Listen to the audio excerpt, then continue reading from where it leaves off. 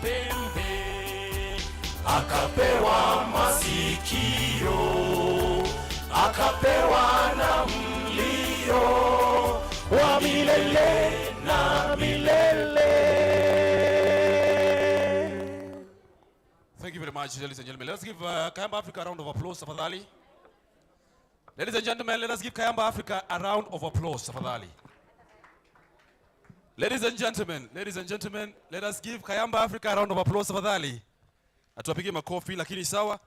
I'll kindly request all of us, because we are the chief guests, in the absence of a chief guest, kindly, if you can, just come forward. Na waomba tu tafadhali. The principals, the various guests that are here, if you're sitting behind, just come and fill in the seats that are forward. Just hold the hand of your neighbor, mwambie tafadhali karibia mbele. Yes, angalia your neighbor.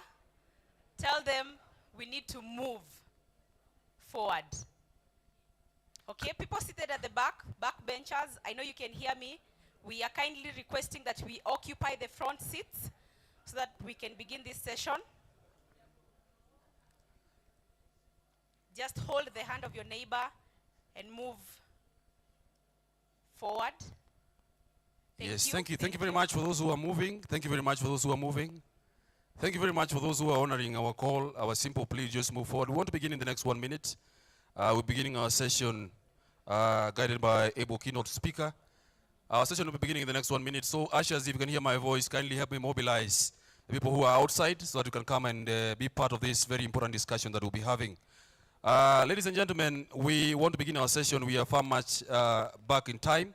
We have a very, very important guest amongst us that will be gracing our session that will be beginning in the next 1 minute. So my co-MC just kindly take over even as we gear to begin. Thank you, Leo. Thank you, Leo. Asante sana. Good afternoon. Good afternoon. I want to hear you loud and clear. We've just had a cup of tea. Ama kuna mtu hajapata kikombe cha chai jamani? Anyoshe tu mkono. Hamna. Good afternoon, ladies and gentlemen. That's much better. Let's see if we can have louder voices. Good afternoon, ladies and gentlemen. Very nice, very nice. Karibuni to this second session. My name is Andrin Kilemi. I'll be taking you through this second session. And if you have your friends who are still outside, please drop them a text. Tell them that we have already started. I'll be inviting a distinguished figure in the field of TVET in Kenya with a career spanning over 36 years in the subsector, having risen through the ranks from a trainer to his current position. He is the Chief Executive Officer of the Kenya School of TVET, the premier institution of technical trainer education, where he has played a crucial role in transforming into a center of excellence in technical trainer education in Kenya. Ladies and gentlemen, please put your hands together for the CEO, Kenya School of TVET, Dr. Edwin Tano, as he comes on stage.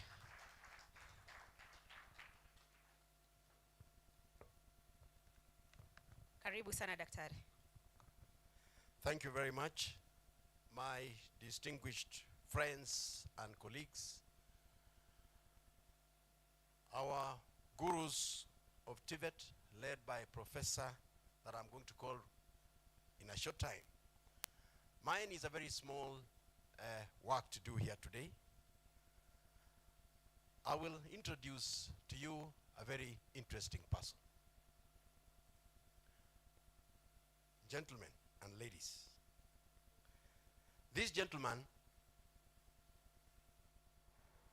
is a professor of technical education at the University of Eldoret, a full professor. I will tell you the story that this gentleman took to reach where he is today. This gentleman went to Rift Valley Technical Secondary School in Eldoret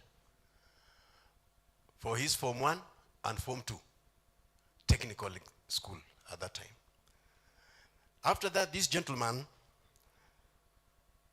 moved to Mombasa Technical Secondary School, which is currently Technical University of Mombasa. Upon finishing his Form 4, this gentleman got a scholarship through application through the Canadian government project called CIDA, which was Canadian International Development Agency. This agency gave him a scholarship to go and do a diploma in building construction. If you hear this gentleman introducing himself, he sometimes tells us, yeye ni fundi. After doing that, he moved to University of Toronto and got a bachelor's degree, again in building and civil engineering. This dedicated man from Kenya then was posted after completing his degree to teach at Kabete Technical School. Now you can see we are back. He taught at Kabete Technical School, which is here. And then, after teaching for some few years, he was promoted. And according to him, it was not a promotion because he later on in life discovered that he should have stuck in the industry. He was promoted and he went to become the technical education officer at the Ministry of Education, Jogo House.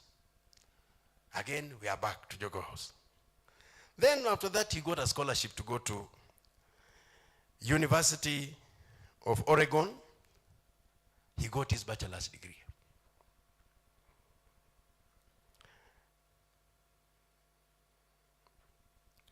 He also, in the same University of Oregon, got a master's degree. That is in Canada. Then,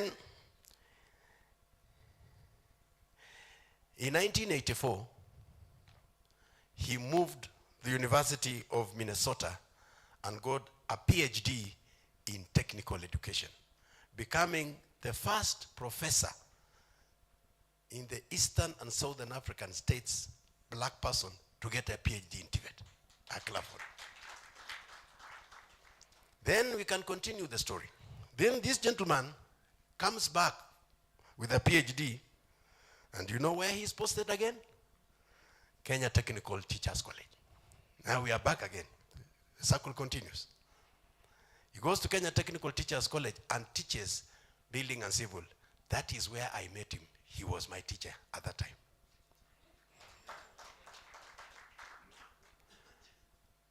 He was with Professor Hamed Farage. I don't know whether he's in. He was with Professor John Simiyu. He was with Professor, about 4 or 5 professors at the University of Eldoret that are there now, and many others, including Dr. Wosianju. Then this gentleman, after that, moved to Kenyatta University to start Department of Technical Education. Then from there, this great man moved to University of Eldoret. First of all, it was Moi University and then University of Eldoret, to start again Department of Technical Education, where most of you and us went through school. If I told how many of you went through a University of Eldoret for technical education, you will be surprised. It may be half of this hall. This gentleman that I've described so seriously is none other than Bonaventure, Professor Bonaventure Wanjala Kere.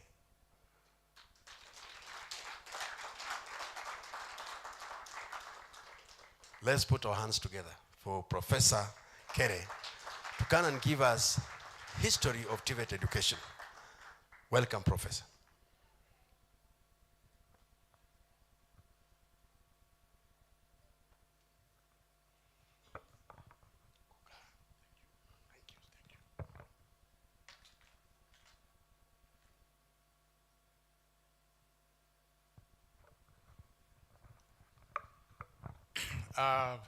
Thank you, Bwana Tarno, Daktari.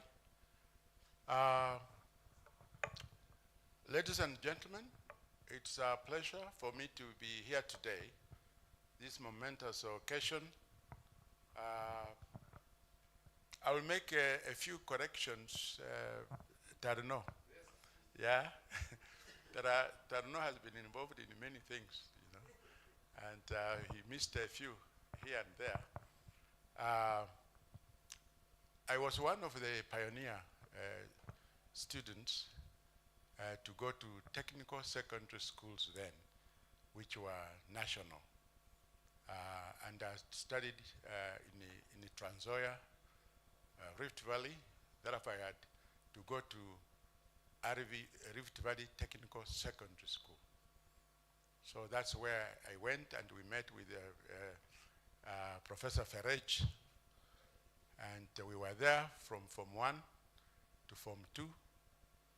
And then, after Form 3, some people would go to train as artisans. But then, as you know, the Kenyan system, very selective.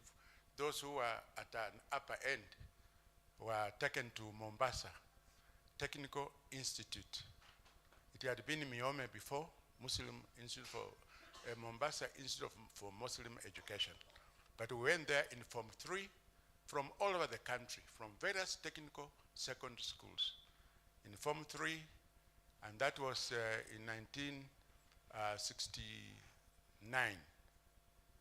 1969, and then we were there 2 years, 1970, we completed our Form 4, and I got a job at BAT, Kenya Limited. They took me to their training center to train as a production mechanic. But I had wanted to actually go for A-levels because we discovered that those of us who performed well were being admitted in Form 5 in various institutions, and especially at Kenyatta University College. But then, just before I applied, there was an advertisement in the Nation newspapers for Commonwealth scholarships to the Kenyan government from the Canadian government for people to go and train as technical teachers. So I was excited to go overseas. I applied. That's how I landed in Mohawk College in Ontario.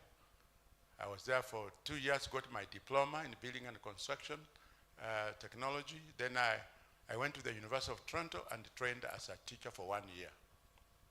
After that, I came back to Kenya, and that's in 1984, and that's when I landed here.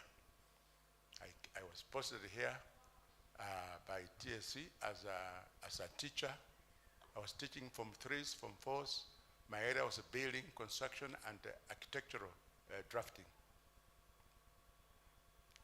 So that's how I ended up in this place. And I'm glad that, you know, it is really grown. It is, looks, you know, when we were here, it was a very different place. 2 years, I was promoted, posted to the Jogo House to be the education officer for technical secondary education, the very first one. So I was there from 1976. And then I looked at the people who were running TVET at that time. Of course, they were the British, the people from outside. And I said, no, I needed more education. There was a chief technical advisor to the Kenyan government, an American, who he became my good friend. In fact, I worked with him a lot at Oregon State University. And I was admitted to go there for undergraduate. You know, at that time with those countries, if you had a diploma in the technical fields and you have trained as a teacher, you get your 3 years clean. You will not have to repeat for teaching practice again, as was the practice here. And then in my 2 years for the diploma, were taken for the bachelor's degree that I took in industrial education. So after that, I did a master's degree there, and then I moved to the University of Minnesota for my PhD. There was a very important professor, Gordon Swanson, who was an UNESCO scholar, consultant. He visited Oregon State. We discussed, and he said, you come. Because at that time, to go for PhD, you would need to pay something like $12,000 US every year. So I got a scholarship. I went there. That's how I did my PhD in technical and vocational education and training, and completed in 1984, the 4-year program. Then I came back home. So when I came, I was posted at KTTC. I was put at the KTTC, trained for 1 year only. Then I was called to go to KIE to develop the curriculum, participate in the 844 curriculum, the technical component. That's where I was. Okay, so that's my background. And then from there, when I was there, Kenyatta University had a master's degree. They wanted a specialist in curriculum design and development, and that was part of my combination also at the PhD level. And that's how they invited me to join Kenyatta University, UNESCO consultant, because of my area of specialization to various countries in the region. I was the also the chief examiner for Makerere University, University of Dar es Salaam, and Malawi for several years. So, sorry, that's a long way, a long trend, but that's the way I served at the beginning. Now, you've heard about TVET. What is TVET? And for our young people, I think it is important for them and for some of you to know. You see the term technical and vocational education and training. There was a term that was coined by UNESCO, and also we agreed on after the UNESCO conference in Seoul, Korea in 1989, that technical and vocational education should be known as a comprehensive term referring to those aspects of the educational process involving, and they say, in addition to general education, the study of technologies and related sciences, and the acquisition of practical skills, attitudes, understanding, and knowledge relating to occupations in various sectors of economic and social life. I was there with Professor Ferrej. He had also taken leave. He was with the UNESCO in Paris. But we met there. I led the African contingent to that meeting. I remember our Minister for Education, the late Kipkalia Kones, and the Director of Education, they came. And we were allowed to make presentations, and only representatives of the 5 continents made their representations, and I did for the African region. So, my friends,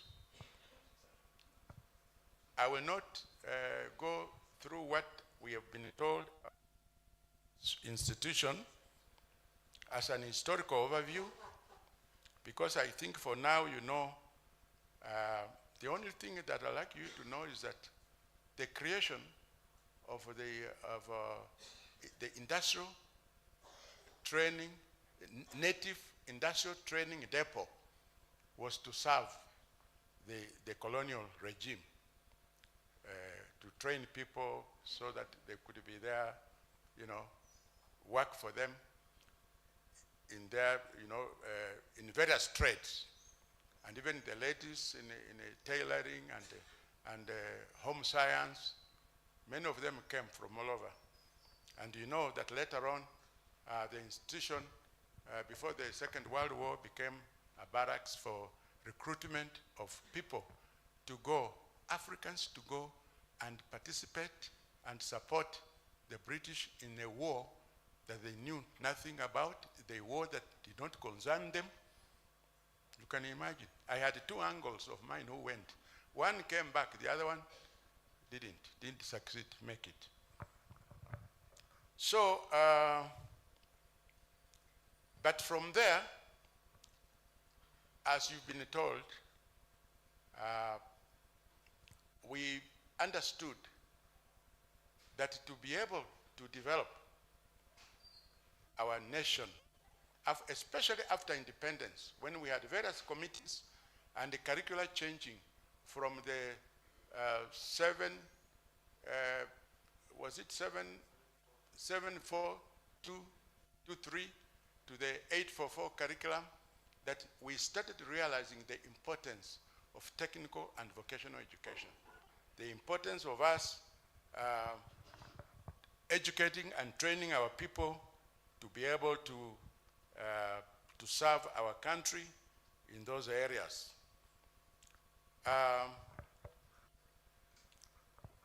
What is important for us as trainers and professionals here is that if you want to serve of reading, writing, and arithmetic, those are not sufficient to prepare us kufukuza those enemies. But if you bring in the skills, the techniques, and the tools that you need, then we can bring food on the table,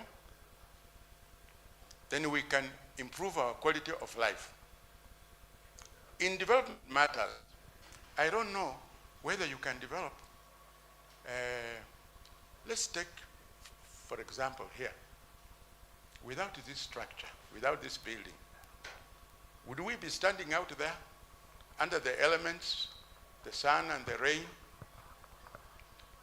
But we need a comfortable place, isn't it? Where we can talk, we can listen to each other, a structure. Would you be safe to go to a den rather than go to a home, a nice home? How would you bring food on the table? What about clothing? Of course, culture is not static. Even with us, you know, culturally, our people used to wear barely. But culture is also dynamic. Clothing protection, under certain extreme weather conditions, etc., except in very dry areas.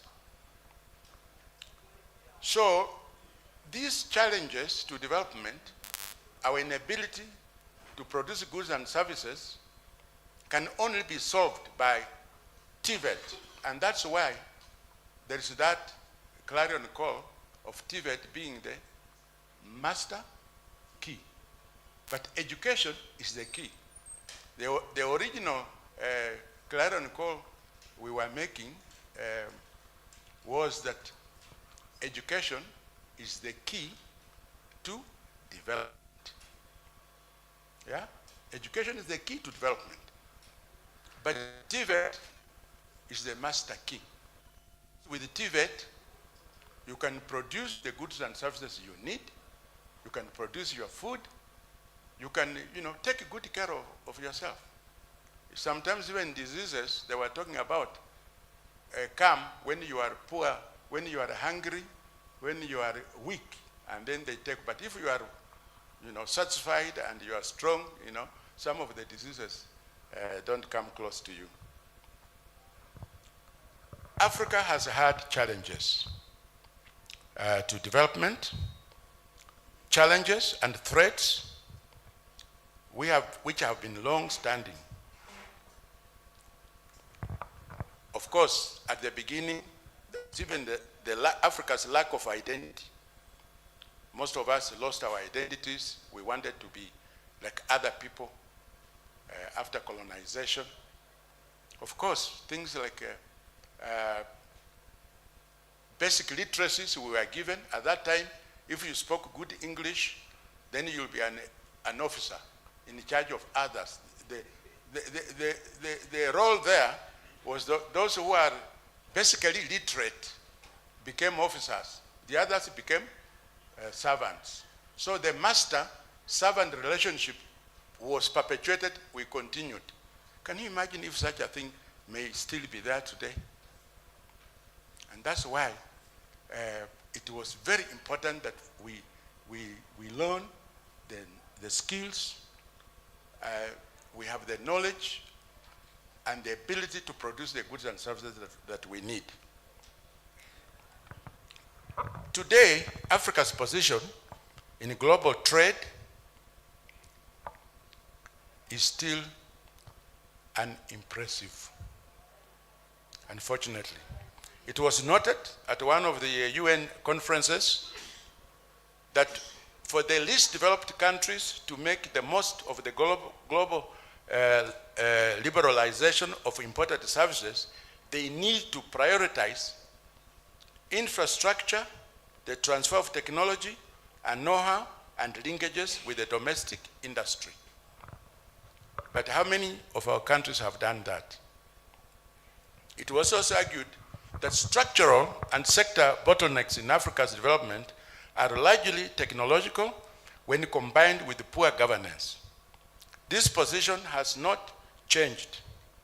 Adjustment and stabilization measures that were imposed by the World Bank and International Monetary Fund in the 1990s overlooked qualitative dimensions in areas such as employment creation, income distribution, and the provision of basic needs.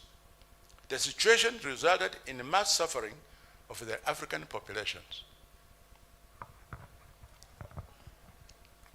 But even in that definition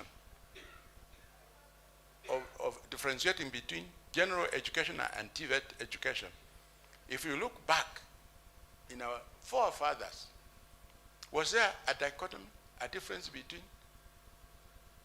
training and education? It was one. It was one, isn't it? You were taught, and fortunately, hakuna mtoto anaweza kuzaliwa hapa alafu aseme jambo, ama in Britain aseme good morning, or in China aseme nini? Is it Huang Hua, or what do they? Hakuna, lazima atafundishwa, si ndio? They will be taught. That's why we are, you know, we are brought to the same level. So we can do it here ourselves. We can educate, we can train, and we can take TVET to be as crucial, as important as general education, as basic literacies. These days I've been advocating for scientific and technological literacy because of where we are headed to. Where we are going, my friends, we have challenges, and therefore we need a balanced school curriculum. There's an urgent need for Africa to build and nurture a school curriculum that integrates technical and vocational education into the mainstream general curriculum for all to access. And I think in Kenya we've been trying. Hence after 844, then we came, you know, we have the CBC curriculum. It's all been an effort to try to ensure that the two are brought together. And that's why we are saying that TVET is critical in universal education. It's the only area where you have to have the knowledge, the skills, the tools, and work with the materials to produce goods and services so that you can improve a people's quality of life. But if we don't do that, we shall still continue to import, to buy from others. Can you imagine a country like the US, the outgoing, President Biden, in his national speech of the nation, telling Americans that they have one aim, that America must produce what they eat. America must produce what they eat, what they need. What about us? We are happy saying that other people can produce for us and we can buy from them. So those are some of the challenges that we have. Now, most developing countries do not have enough capacity in the production of a wide range of specialized labor force.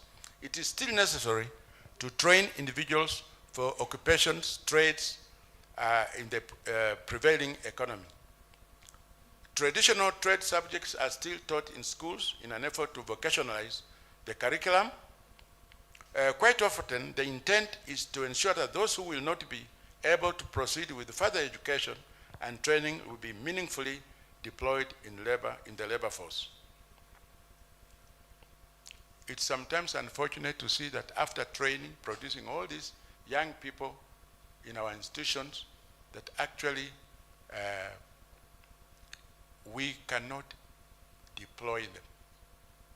That we can even think of looking for opportunities for them outside other countries, training them so they can go away from us. Who will produce for us? It's a question of policy initiatives. So there's the demand for more better skilled labor force. And you people are doing a great job in doing that. However, there's more work to be done for us to achieve an educational system that can address our needs and wants. And this may include, for example, engaging the community, industry, and labor market as significant players in the TVET sector. And also continue with the systematic professional development of instructors, trainers, and teachers that will give us a quality TVET system. We must also keep pace with technological advances and apply new innovations in TVET. You see, AI, artificial intelligence, and other things. So this is what we must keep pace with. And also encourage the relationship between our institutions, the communities, industry. We work together as a team, and I think we'll pull a long way. We should also think about quality systems, what we have, our institutions, the quality that we have. But of course, funding is of utmost importance, and that's where we get support from our friends, from the government.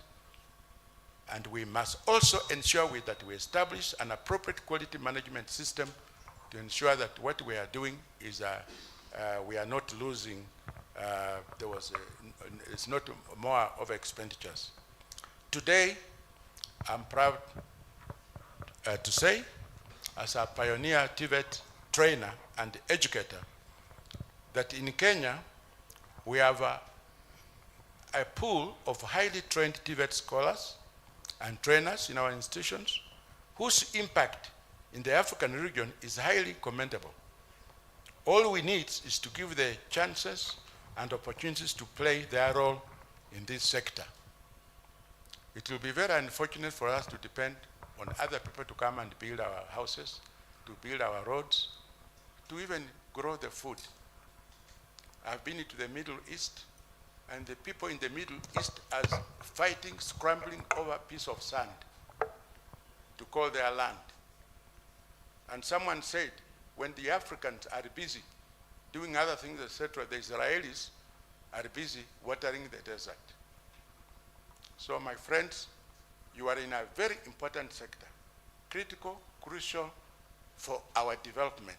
And it is you who is the master key. Don't look elsewhere. But we have enough capacity now to train our people. People can lack employment on the streets. That's not a problem of training. It's a policy issue where we should encourage industry to grow so that we can generate more jobs. Even in our institutions, we should also, with these institutions, be innovative, come up with projects, come up with we can, in fact, incubate some of these innovations so that our youth can have them, set them up in the community as production centers. I think that will be important for us to look at. Sorry, ladies and gentlemen, you know, standing between someone and lunch, or when they are hungry, I think it's not very pleasant, but thank you for listening to me, and God bless. Thank you, Professor. You may remain standing there just for a quick question and answer session. So just by raising your hand, I will hand over the microphone to you. Then we will have a few questions before he leaves the stage. Tunaanza wapi? Aha. Start by your name and then shoot your question. Karibu sana. Thank you, Prof. My name is Lidigu Sebastian from Hamed Shahame. Prof, how can TVET be assisted so that we are connected in technology? This is artificial intelligence with Western manufacturing companies, with our own, so that we can infuse it in TVET, so that we introduce AI in TVET. Thank you. Okay. Thank you. On that ground, we should collaborate. There are other institutions all over who are willing to join us. In terms of IT, Kenya is not doing badly when you look at the African region. In fact, Nairobi here is one of the key IT centers. So if we look at our young people, what they are going through today in IT, etc., we have the capacity, but it's a question of directing and, you know, nurturing so that we can also be there. I think you have seen how the Chinese and other people have been training their children from childhood. They are playing, they are doing all kinds of things, etc. But we can collaborate, and we can do it ourselves. We have enough resources, we have enough personnel to do it. Thank you. Another question, we could take two.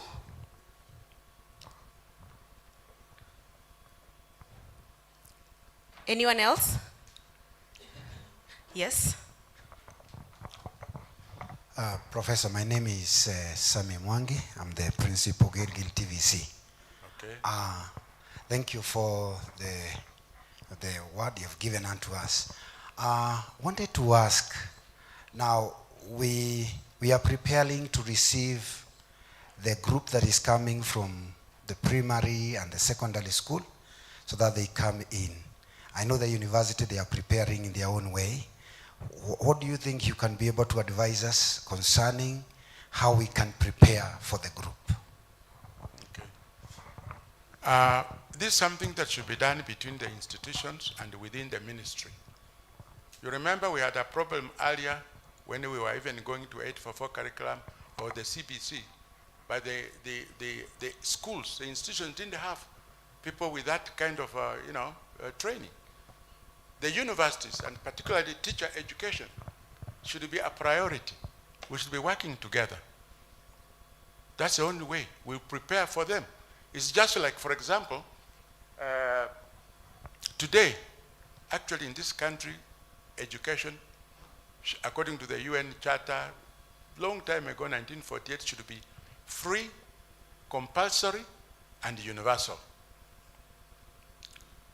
But we lack the capacity to put effort in there, because right now, expenditures, if you look at the schools, there are some schools which do not have enough teachers, they don't have enough resources, and then we have categorizations of schools which are national, the other ones are extra county. Now, whose child should go to a national school, and who should go to an extra county school? We have the resources. We have the capacity, we have the ability, but it's a question of planning. For example, if we know 1 million children are going to go to Form 4, these 1 million children were born 13 years ago. Weren't they? What have we been doing until they are ready to go to Form 4? Then we say, okay, now we don't have enough facilities, etc. It is again, it is us, you and me.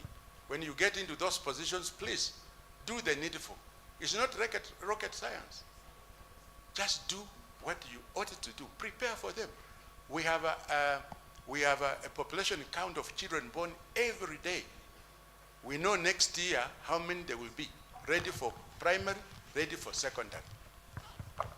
So together as a team, professionally, we can do it. All right, we can have one last question. We have two more. Okay, Professor, I hope you have time. Yes. Yes, No we have more questions. Yeah, thank you, Prof, for that well-articulated presentation on the evolution of TVET, and those are good memories. One of the challenges that affect TVET implementation in the country is the challenge of perception, where TVET was seen as a last resort in life and for failures. But you stand as a critical role model in the mitigation of the issue of perception, where you have practically grown up in the TVET space and advanced to the highest level. So how do you utilize this unique setting to help this country address the challenge of perception? Thank you. The challenge of perception will go away when we stick to the truth, we do the rightful thing.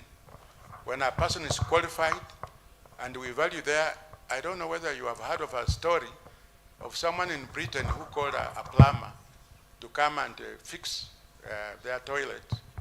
And when the plumber came and did the job, and he presented a demand note, then this guy said, hey, you know, that's too much. That's a lot of money.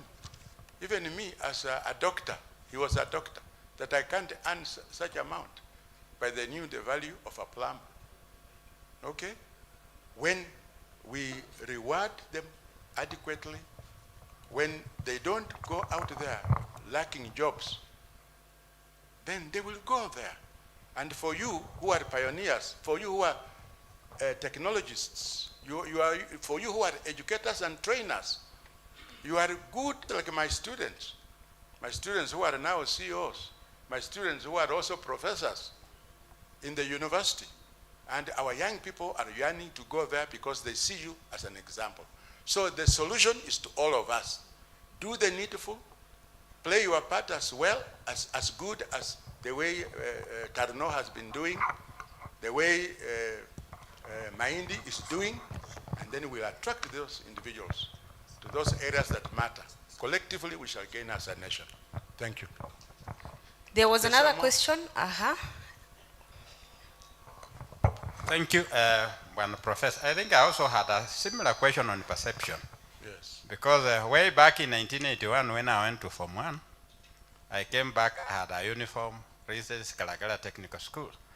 Then a neighbor who saw it sympathized with me. That why did you go to a technical? Because when you repeat hapa vizuri. I stayed off like that, and way back when I also became a technical teacher in 1990, I was posted to Bumbe. I was with a friend, we went to the market and we met a lady who told us, wewe bwana Odame nasikia ulienda masomo ya juu, kasoma na umekuja kwenda kufunza hapa Bumbe wanafunzi wale wameanguka mtihani wanachonga mbao. Can you be able to teach in Isikalame? That was, all along I thought the perception had disappeared. Recently, one of my, I think my last born, who is under the CBC, had wanted she had told me that she would want to be a designer. But then one evening she came crying at mwalimu alimwambia, ukitaka kuwa designer, fashion designer utaenda technical. So my question is, what are we doing at the curriculum level to change the perception towards technical education? Thank you. My friend, do the needful. At your point, at that level, the children are seeing it. It's changing. Believe you me. The children are seeing it. It's only those who believed in basic literacy, being expert in communication, in articulation, that thought that they should be the leaders. But leaders can come from amongst you because of the kinds of things that you do. Unfortunately, we reward leadership too much. And that's why Matiang'i said during his time, I remember Matiang'i very well, he said, we must, for example, get rid of this animal called what? Corruption, isn't it? He said, otherwise, our children will grow up to think it's a profession. But you tell me, how is the situation today? It's because of the things we do.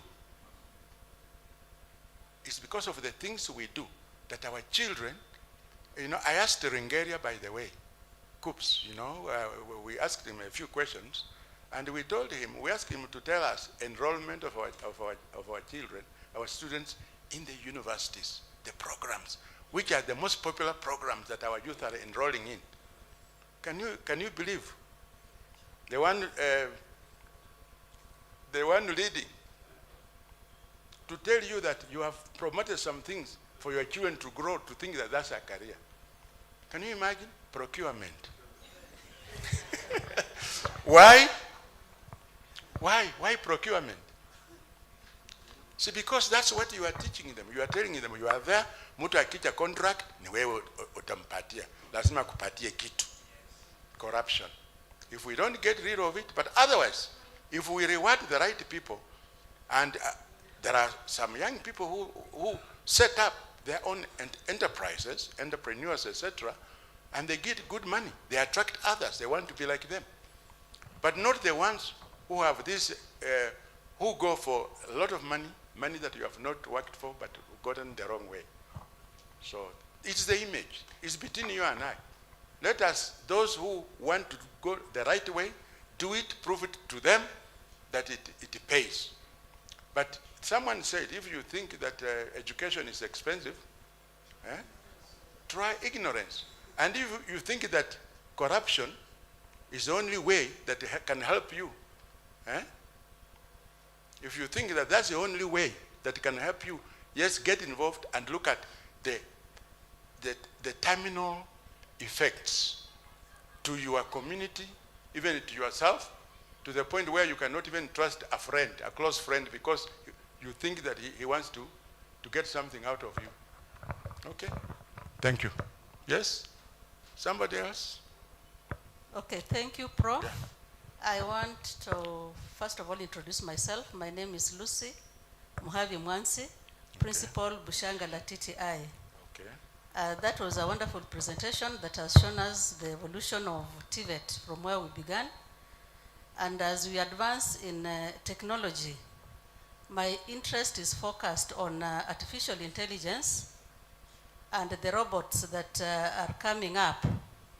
Yes. I know as we advance in technology, artificial intelligence, we shall have even robots that will do some of the tasks that we are training our youths to do. Then it cracks my mind that shall we reach a point where we shall now have trained so many youths, then these robots will come and take up part of the jobs that they should do, and we end up also in a cycle of unemployment. That is what is cracking my mind. Thank you so much. Don't worry, my sister. You get an education, you get training, you get the skills, you can produce the goods and services. You can have a robot to even cook for you or serve you. What kind of lifestyle are we looking for? We want to enjoy, isn't it? To enjoy life. But if we can use our knowledge and the skills and be able to produce those goods and services, we'll be spending the whole day playing golf and doing other things, isn't it? Who wants to be, do you want to be holding a djembe on the farm bending the whole day, afternoon up to evening? Would you like to do that? If there was an alternative that can use something else, equipment, tools and equipment. What we need is to cut down the labor, the straining, you know. You don't have to strain to labor to produce. But if you lose your brain, you can be able to get what you want, not by stealing, but rather by technology. Yeah, let the robots take care. So long as, if you are the creator, you should be a step above, that you don't turn them into things that will destroy you. You must have that measure. And I'm sure that even the good Lord, God, knows that there's a measure to which we can go, isn't it? And by the way, before the Wazungus came, the Africans knew God. They used to pray, isn't it? Yeah? But if you look at the population around the world, the other day I was shocked, surprised, that for example in Britain, 20% of the population are now, in a religion. 20%.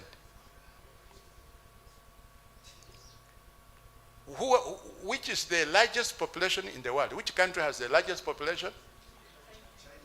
China, isn't it? Very closely followed now by India, isn't it? Africa population put together, all the Africans, they cannot defeat the Indians. Africa loses many children, more children in the world before they reach the age of 5. Why? Na nyinyi Mwafrika mnasema that God loved them. Is it that God loves them? We have to, a mindset, our mindset. We can do it. But we have the resources, we are placed in Canaan, and we can produce everything that we can, and we can also even help the rest of the world. Thank you.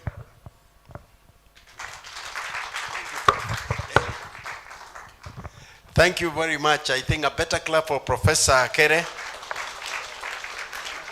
Now you understand why we have brain drain sometimes as a definition of losing people like Professor Kere. If Professor Kere was away, this stuck in Toronto, Canada, you would not have had the syllabus for technical education at Kenyatta. You would not have had the University of Eldoret starting technical education. So I think I agree with him. I will just, with a quick, just give you an overview of what he has mentioned, so that these are the take homes. He came up with a new way, which he said, original description of education by UNESCO was, education is key to development. Now we know, we have also refreshed it, therefore TVET is the master key. We also know, and according to him, TVET, better TVET gives better lives. If you have better TVET, you have better lives. Better TVET, good clothes. If you have a better TVET, good food. Better TVET, good houses. If your TVET is poor, then everything in the continuum of life is also going to be done poorly. So the better you improve the TVETs, the better you improve the lives of everyone.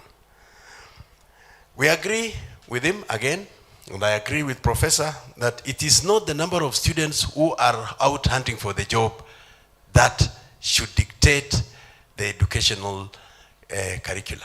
Rather, it should be policy that you create jobs, rather than saying the fact that there are many people out there, then there is a problem of educational sector.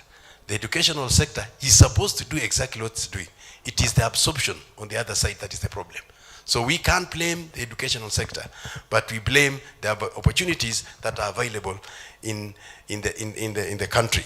And therefore, it's a policy issue that needs to be addressed in the terms of creating more industries, creating incentives that can give agriculture, expand our systems to include things like sports and all the other things that are also talent-based. We have also been informed very clearly that Kenya is among the top IT destinations in Africa. And in fact, to add to this, last year, about 2 years ago, Kenya overtook 3 countries that I don't want to mention to become the highest country with the highest penetration of mobile phones. Kenya has got higher mobile phone penetration than any other country in Africa. Currently, Safaricom gives us 25 million accounts. That is almost half the population of Kenya. So it looks very clear that IT is the place to be. AI, artificial intelligence and robotics, and also what is now known as Internet of Things. These are key areas that Professor Bonaventure Kere has said.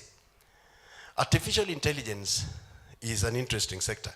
I think 2 years ago, I wrote an article about ChatGPT. It was very new at that time. And that article elicited a lot of responses from very many people, because I ended that article, which appeared in The Nation, by basically saying what it does and how funny it looks like.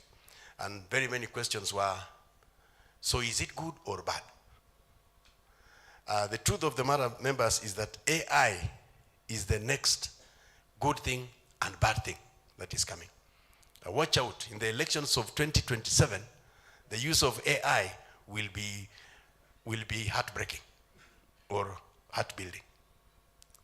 AI can be able to imitate me, get my voice, and I'll be telling you how to do this and that. And I did not say, and I was even not there. If you have time to know how AI is used in education, visit the stand of Kenya School of TVET. It's within this place. Kenya School of TVET currently has a laboratory that is for AI, and it was given to us by Intel Corporation of America. It is now usable. You can come and train your teachers on artificial intelligence and how it is used in education. So you will see things like Internet of Things is also part and parcel of what is there.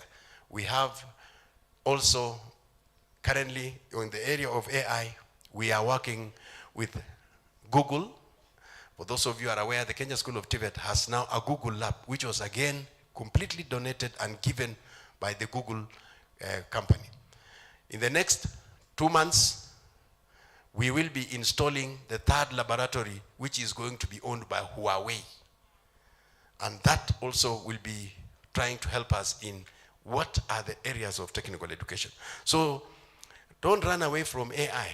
Let us embrace it. Today, if you have time, you can pass there and see how you can be able to show how a heart works, how you can be able actually to remove a machine from one corner and assemble in another corner virtually. You will see welding. You can be able to weld without having any material used, because you are only able to weld virtually. And it produces the sound of welding machine. You think actually you're welding, and you will see on the screen how you are welding, what mistakes you are doing, and you are using zero waste. That is the technology that is coming, and Professor Kere has given us a heads up that be aware, it's coming. The last one is jobs, new jobs that are coming. 2 years ago, and Professor Kere puts it in another time, in another paper 1 year ago, the jobs that are coming in future are not even known. 6 years ago, the jobs that we think are the jobs were not known. In other words, what will you be teaching, Mr. Lidigu, in your school, if the jobs that are coming you don't know? It means you don't even have a curriculum. It means you don't even have the teachers. So the speed at which the evolution of work is taking place is serious, and therefore it means the speed of training the teacher becomes critical. Mr. Professor mentioned the last two things as let's play our roles. Let us play our roles. I remember that one of the presidents of America, I don't know, once said, if you are a sweeper, sweep so well until everyone is proud of your sweeping. If you are a teacher, please teach so well until every student in your college knows that you are the best teacher. I also wanted to mention what he mentioned about changing needs of technical education and whether universities and colleges are competing. When I was a member of Kenya Universities and Colleges Central Placement Services, I was the pioneer, one of the pioneer board members.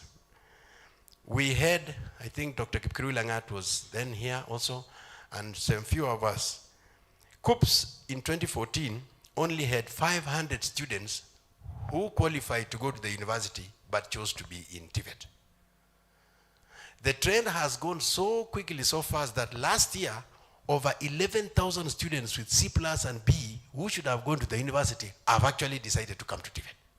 11,000, that is 2 colleges. So the truth is that people are now looking at what is employability, and what is practical and coming. And I like where Professor puts it, that when you are eloquent, it doesn't mean you are working. Those are two different things. So elitist education, I think with time, will go down. Finally, there was a question of robots taking over. The truth of the matter is that just like the argument we had of green on greening, then yesterday I had an opportunity to meet one of the consultants of the UN at the UNEP and headquarters, and we didn't finish our agreeing or disagreeing on the discourse of greening. The world is telling us that greening procedure will create more jobs than the ones which the oil industry and non-sustainable fuels are causing. But of course, the corporate world will refuse that if you are in the corporate world of oil and gas. It's the same thing. Will robotics take over our jobs? The question would be, as he puts it, there would also be new things that you must study in order for robotics to continue. So you always create a new thing and you have to create something else to counter it. That is why we have a lot of development in terms of research and development. So with those remarks, ladies and gentlemen, I want us to give a bigger clap to Professor Bonaventure Wanjala Kere. Again, a bigger clap for this professor. Thank you so much. I'd like now to return this session to our MC. Thank you so much and God bless. Thank you, Daktari. Let's appreciate him as well, even as he walks downstage for such a beautiful summary. I know Professor earlier mentioned that standing in between people and lunch is not easy. Lakini I believe we have a few more minutes before lunch is ready, I am informed. So we can have another very short session whereby we are going to look at TVET's success and achievements. And I will invite on stage, but even before then, we can stretch a little bit, yeah? Sindio? All right, let's be on our feet. Let's be on our feet. I see someone already stretching huko nyuma. So just do what I do, Move to your right, stretch to the right, kabisa. Now let's move to the left, stretch kabisa. Let's lean forward. Now touch your head. Your head. Why are you touching your I said touch your head. Attentive. Okay. Touch your head. Your shoulders. Allah. Your head. Your shoulders. Your knees. Your waist. Your head. Your waist. Your shoulders. Okay. I see those who are not attentive. Let's have our seats now. And then on stage I want to invite Samuel. Samuel Lemuli is a reformed cattle rustler. So he will be speaking to us about the success and achievements. Please, let's appreciate him even as he comes on stage.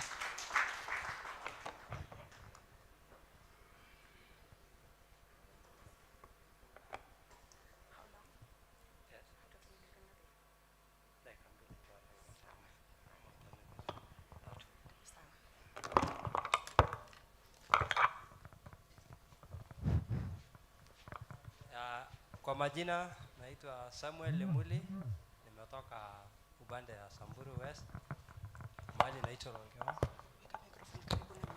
Okay. Nimetoka saidi ya Samburu County, Samburu West, mahali naitwa Longewa. Mimi ni morani, sijaenda shule kwanza, kitu ya kwanza. Sasa tulikuwa tunaenda kuiba ng'ombe za majirani wetu pale Pokot. So tukang'ang'ana kwa muda mrefu sana kuiba hizo ng'ombe, lakini wakati kidogo tukapata NRT wakakuja wakaingia huko ndani kwa community. Sasa wakapata watu kama sisi ambaye hatujaenda shule. Wakati hiyo kidogo hivi sisi wengine hatukukuwa tunataka kwenda kuingia shule ambayo ametuitia hapo. Sasa kwa hiyo mimi mwenyewe nikaona washa mimi niingie niwashane mambo na kuiba, kwa sababu nimeiba mali ya wenyewe. Kidogo tena zangu sikaibiwa. So nikaona wacha tu nikuje niingie. Wenzangu walikuwa wananikataza, walikuwa wananiambia usiende kuingia mambo na, kwa sababu mimi sasa wametuletea kosa ambayo inaitwa catering. Sasa walikuwa wanatuambia usiingie, hii ni ya wamama. Ngambia hapana, hata kama ni ya wamama washa mimi niangalia na wenzangu kama itawezekana, tuone kama tutaenda mbali kidogo. Sasa mimi nikaingia, nikang'ang'ana mwezi 3, lakini kwa mwishowe nimekuja kufaulu. Kwa sababu kulingana na vile mahali niko saizi,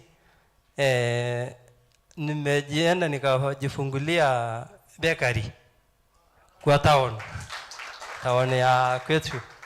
Una kwetu ya Mara. Sasa hadi mimi nimeandika mtu, niko na mti wangu wa mkono na niko na basikeli yangu saa hii.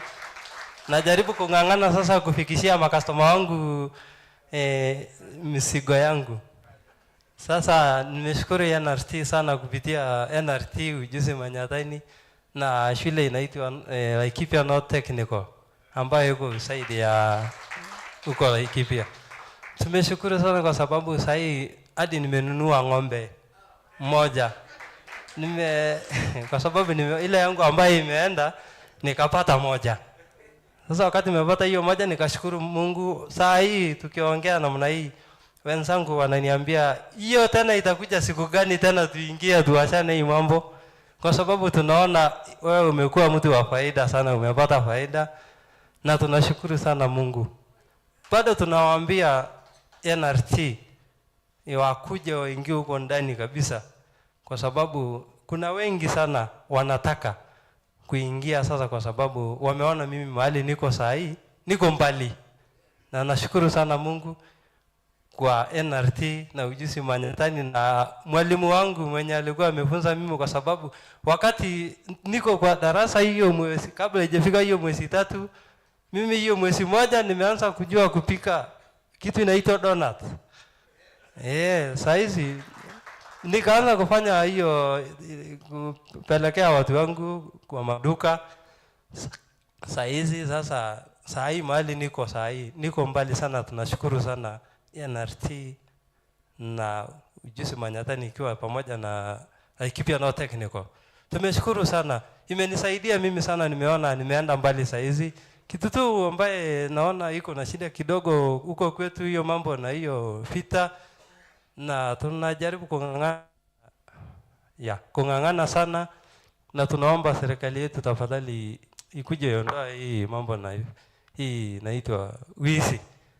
Na tunashukuru sana kwa hiyo. Na tunasema asante sana NRT wakishikana na hiyo shule yetu. Nashukuru mwalimu yangu anaitwa Size. Yeye amali amenitoa mbali sana kwa hiyo masomo, na tunashukuru sana. Tunasema asante sana. Na bado tunasema tu, tunaambia serikali yetu tafadhali shikaneni mkono na NRT, kwa sababu NRT yamejaribu kuingia kwa huko mashambani sana.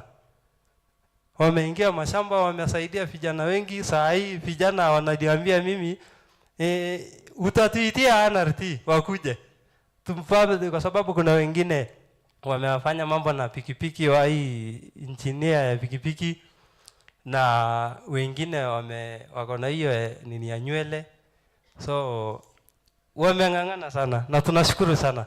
Nasema asante sana. Asante. Asante sana. Such a beautiful testimony. Tumpigie makofi jamani. I will invite Jen Wangoi Kuria from Rift Valley National Polytechnic with a success story. Just briefly, Jane Wangoi Kuria. Let's put our hands together for Jane, even as she comes on stage to just tell us her story of success and how far she's been able to come with her studies and what she's been able to achieve so far.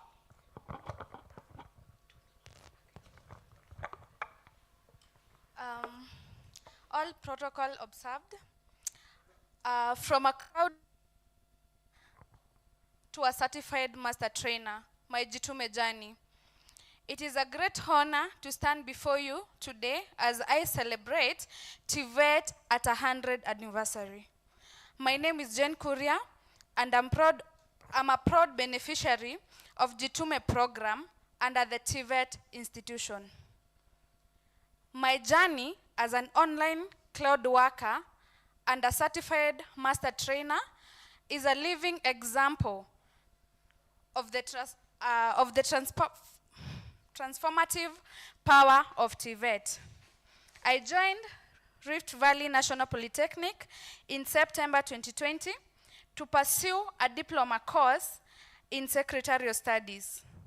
The Jitume initiative, led by Arvist, ignited my entrepreneurial spirit and equipped me with the necessary business acumen. In August 5th, 2023, I embraced the opportunity to join the Jitume program. This marked the beginning of a life-changing experience. The program, holistic approach to skill development, coupled with the unwavering support of my mentors and fellow taskers, propelled me forward. Within a remarkable short period, I transformed from being an online cloud worker to a certified master trainer under the Kenya School of TVET. This achievement is a testament to the rigorous training I received through the Jitume program. The program not only honed my technical skill, but also cultivated my leadership abilities and communication prowess.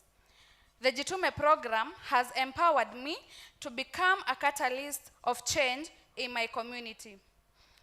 I am passionate about sharing my knowledge and inspiring fellow youths to pursue their dreams. As a certified master trainer, I am committed to monitoring and mentoring aspiring Kenyan youths and equipping them with the tools they need to succeed. I am immensely grateful for TVET for providing me with the incredible opportunity. I am confident that the skill and knowledge I have acquired will enable me to make a significant contribution to the growth and development of our nation. As we celebrate TVET's 100 years of excellence, let us continue and commit ourselves to the vision of creating skilled and empowered workforce. Let us continue to invest in programs like Jitume that nurture talent and drive innovation. Together we can build a brighter future for generations to come.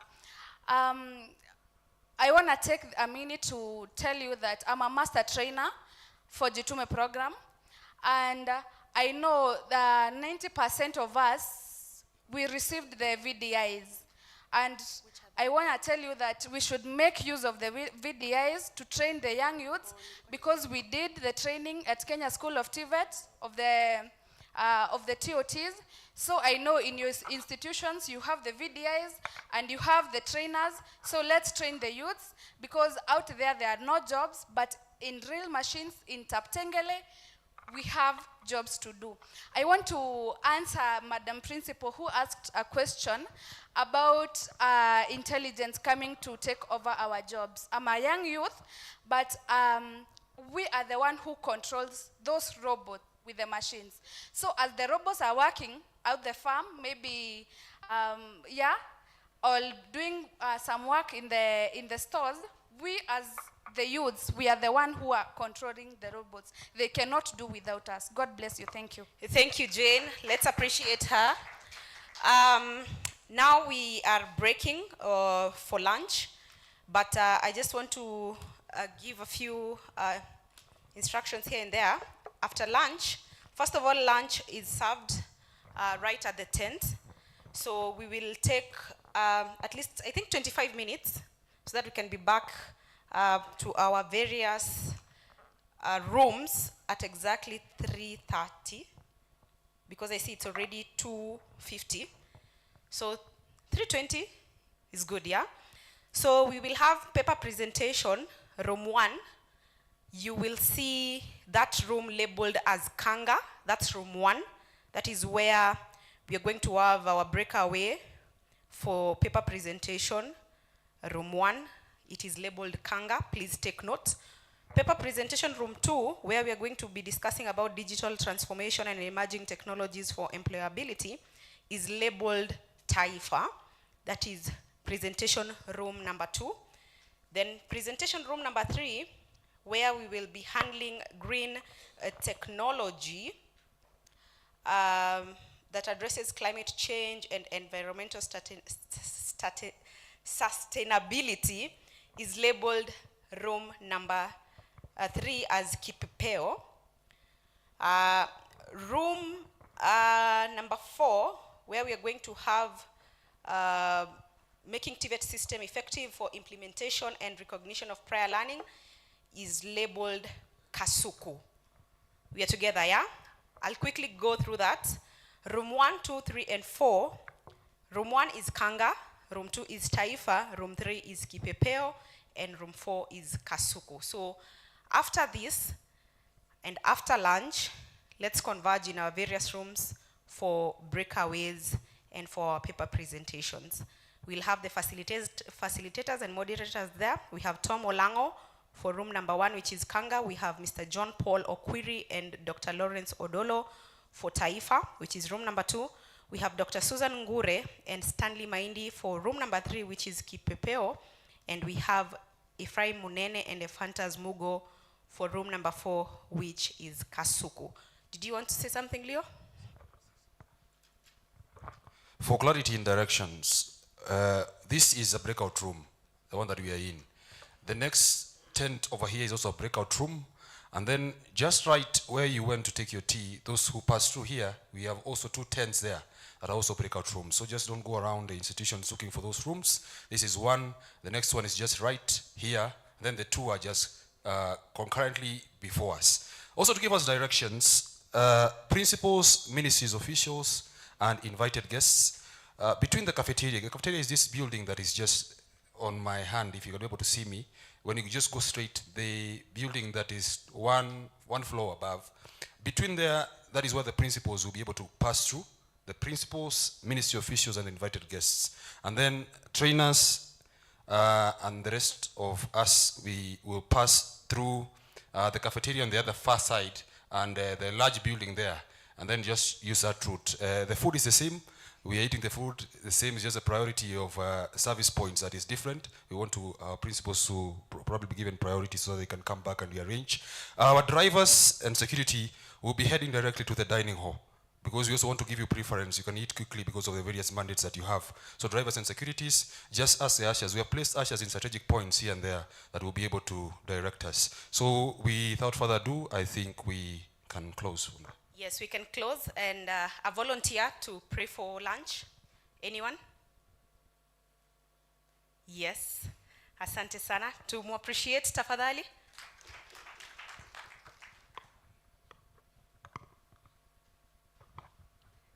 Okay, thank you.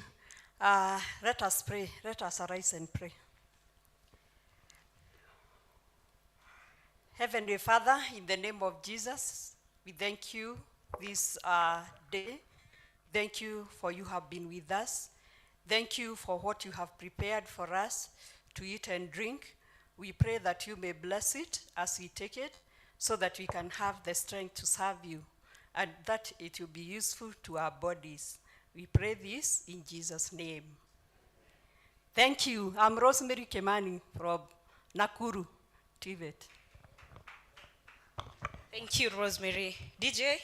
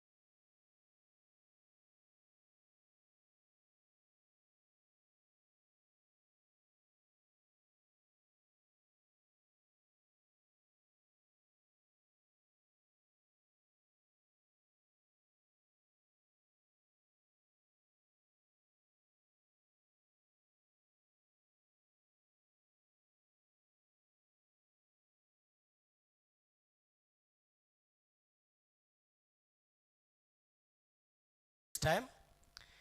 We believe that we are going to make it, hopefully. But even if we don't, I want to point out that the presenters are amongst us. You feel free to consult and continue to engage as we move forward. Before we start, I want to acknowledge the presence of the officials for this session. We have our rapporteurs. Where are the rapporteurs? We are supposed to have 2 rapporteurs. I think, let me read out their names.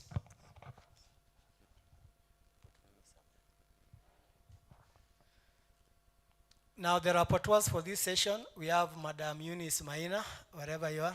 Thank you very much, Karibu. And again, we also have Madam Caroline Amiani. Can we clap for the 2? Thank you very much for finding time to participate in this session as rapporteurs. Basically, we were expecting a total of 12 presenters. I would like to confirm from the audience, the presenters who are already there by a show of hands, because that is going to inform. Okay, thank you very much. Let us clap for her. Now, having said that, I would want us to start straight away.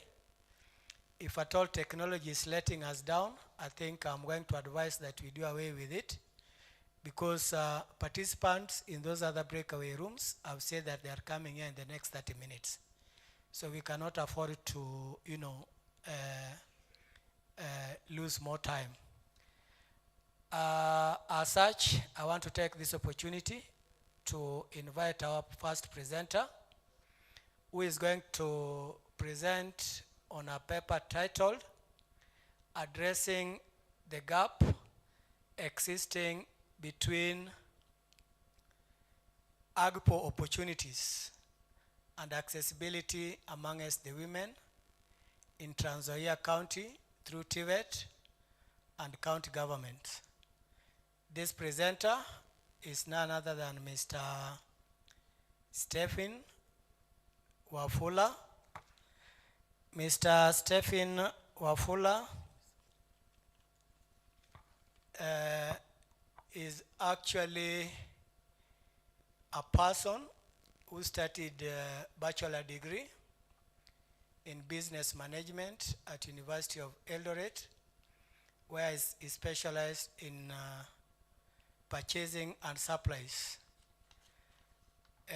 On top of that decoration, he also studied CPA, where so far he has reached Section 3. At the moment, he is a trainer in supply chain management at the Kitale National Polytechnic.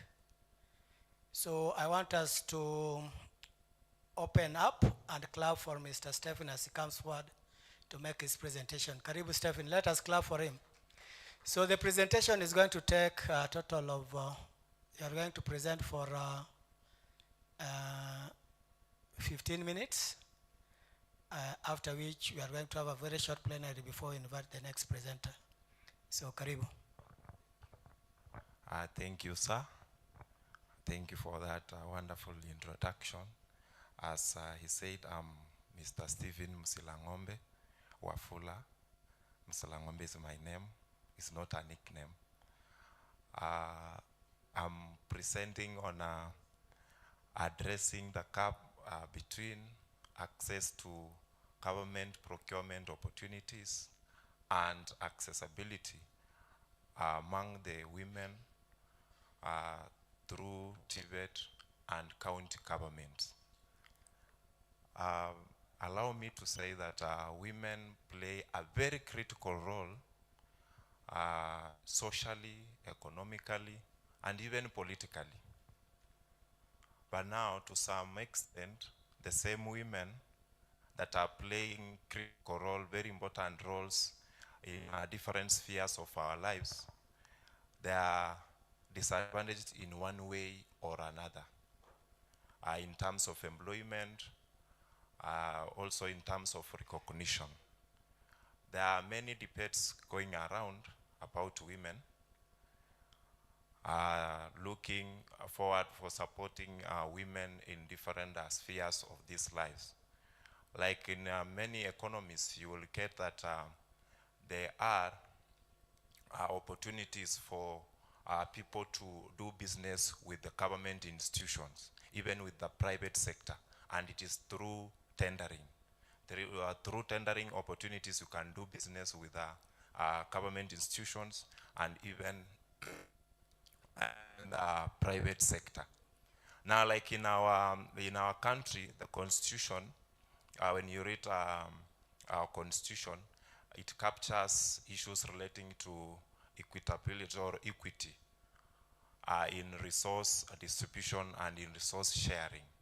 And when you look at the Public Procurement and Disposal Act 2015, you will discover that in Article 15, in Article 55, it captures the issue of giving of procurement opportunities to women, people with disabilities, and also to youth.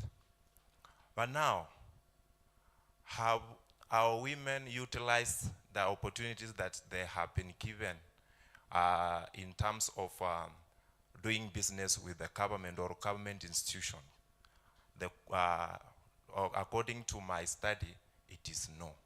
They have not utilized all the opportunities that they have been given. Yes, it is 30%, but they have not utilized all those opportunities. Now, how can we now say TVET, if education is key to employability, and TVET is the master key, and as our women outside there, mostly in Trans Nzoia County, they are not accessing, or they are not fully employed, and they can be employed through these opportunities, ACPO opportunities. We have what we call access to government procurement opportunities, that is ACPO, and that is what is in my title, and that is what I am trying to address.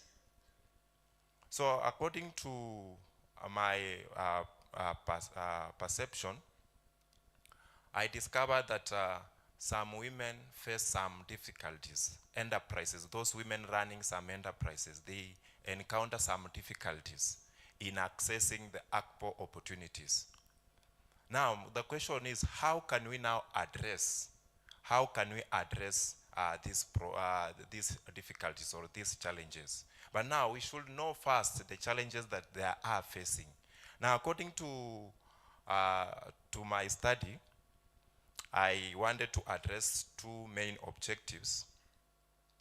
The first one was to establish the barriers to ACPO opportunities. And then another one was to also address the effect of the ways we can use now to ensure that we are trying to conquer these difficulties. I did my literature review with this touching on the issues relating to the government, our constitution, which was enacted in 2010, and also the Public Procurement and Asset Disposal Act of 2015, which stipulates 30% about the issue of 30% opportunities to women. Now, the barriers that part of the barriers that I addressed were issues relating to tendering information in accessibility. Another one was inadequate resource. Another one was, the third one was tender legal requirements. You will discover that there are other challenges, but now I focused on the three challenges. Now, to carry out my study, I decided to use descriptive research design, and through that, I was able to target 218 enterprises, women enterprises within markets in Kitale town, and I was able to sample 120 respondents. I selected, there are around 7 markets, and now they were like stratas, and then I selected the sample size from that. Now I collected data using questionnaire, which had close-ended questions, and I used a Likert scale to design those questions. Now, after collecting data, I went direct to analysis, and now I was interested in the gender of the respondent, age bracket, and then qualifications in terms of education. So in those enterprises, the enterprises managed by men. So I collected information from 20 men, and also I collected information from 100 women. In terms of age bracket, it is the way we have displayed there. You will discover that in the first bracket we had 15, 62, and then 40. Then in terms of education also, you will discover that most of the women and those ones who are responding to me, meaning running those enterprises, had a KCSE certificate. Other had college certificate and then diploma, and then a few had degrees, meaning these people still need more education. And then I carried out an analysis on the issues, on the direct issues that I was addressing, because I was using a Likert scale, so I exposed the data to SPSS, and then I was running a two-tailed analysis. And on the issue of inaccessibility to government tendering information, there was a significant value of 0.000, which is below the significant level which I used of 0.05. And then the correlation gave me 0.690, showing a close, an average positive relationship between inaccessibility to government tendering information and inaccessibility to ACPO opportunities. That means that when somebody does not access the information, this person will not be able to apply for the tenders and will not be able to do business with the government. Another one was on inadequate resources, and the Pearson correlation gave me 0.754, showing a strong relationship between the two variables. It means when you have inadequate resources, you are likely to miss out on the government tenders. And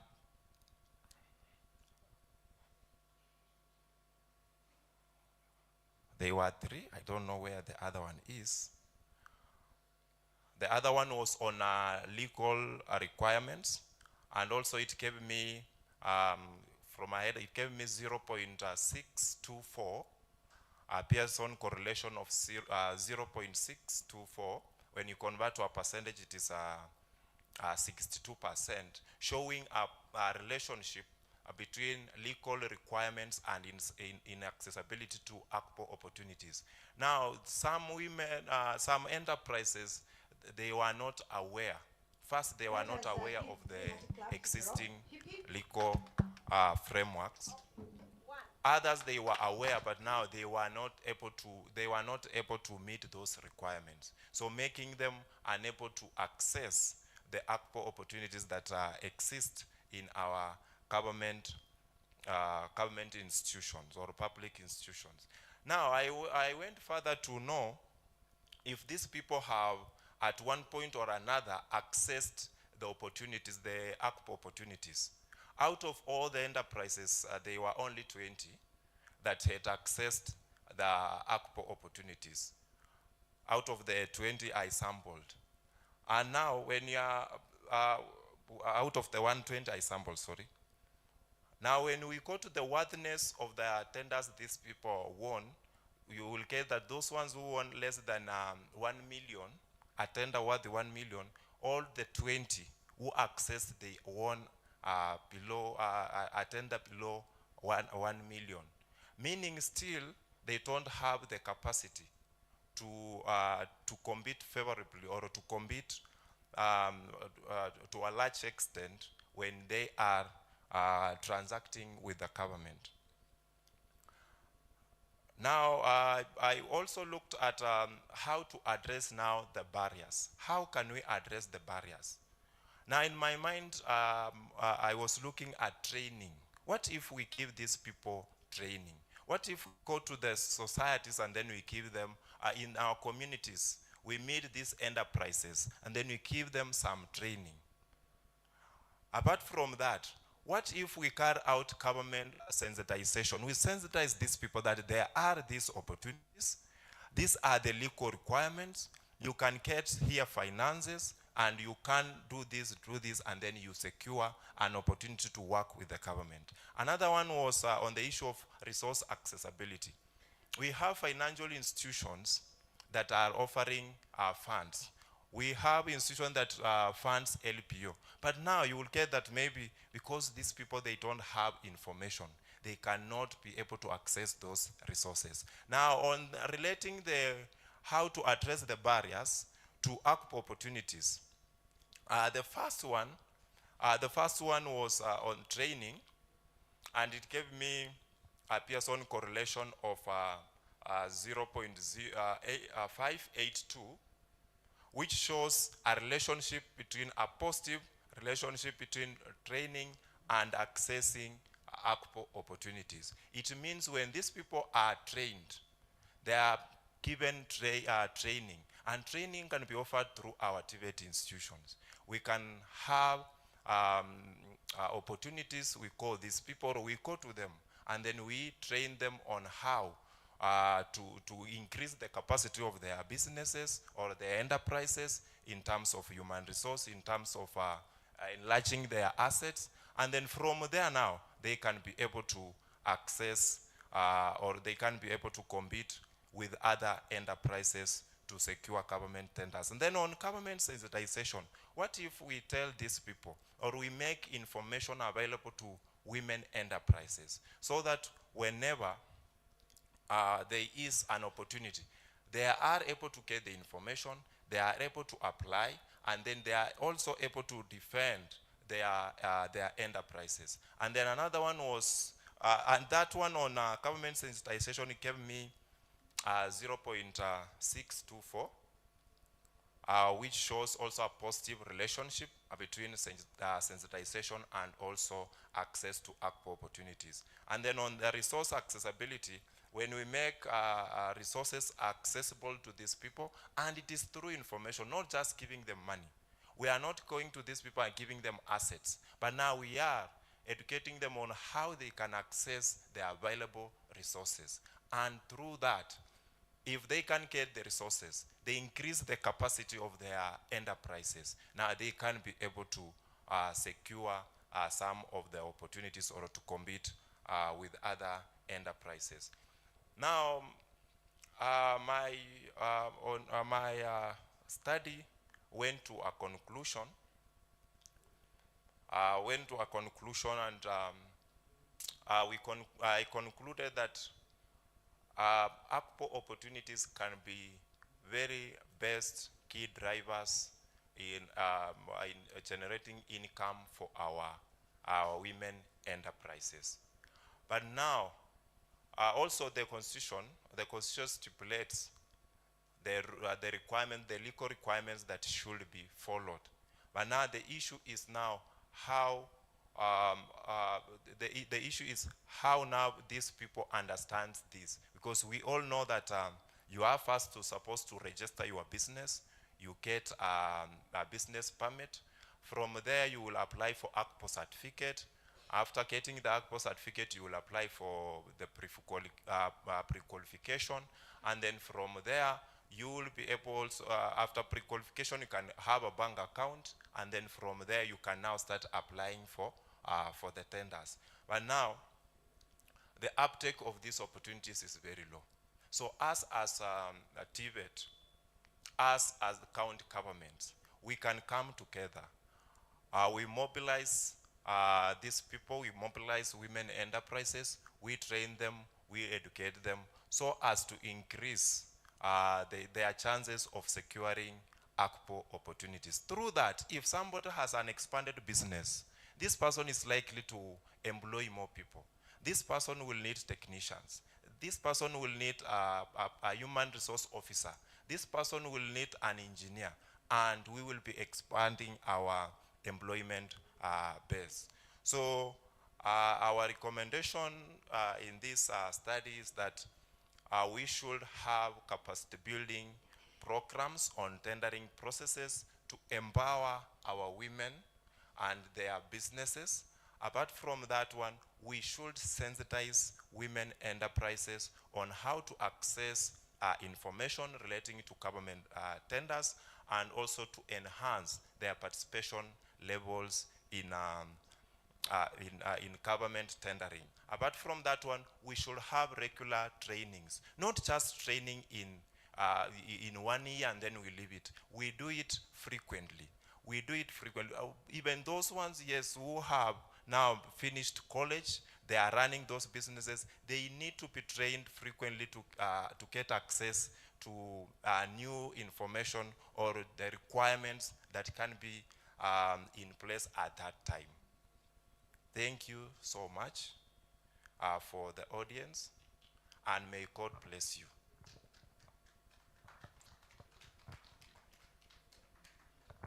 Let us clap for him. Yeah, thank you very much, Stephen, for that insightful presentation. At this point in time, I would like to open the floor for questions. Anybody who may have a question to ask or a point that may require further clarification. So we'll provide the mic there, somebody to assist in taking the mic around. Is there a mic?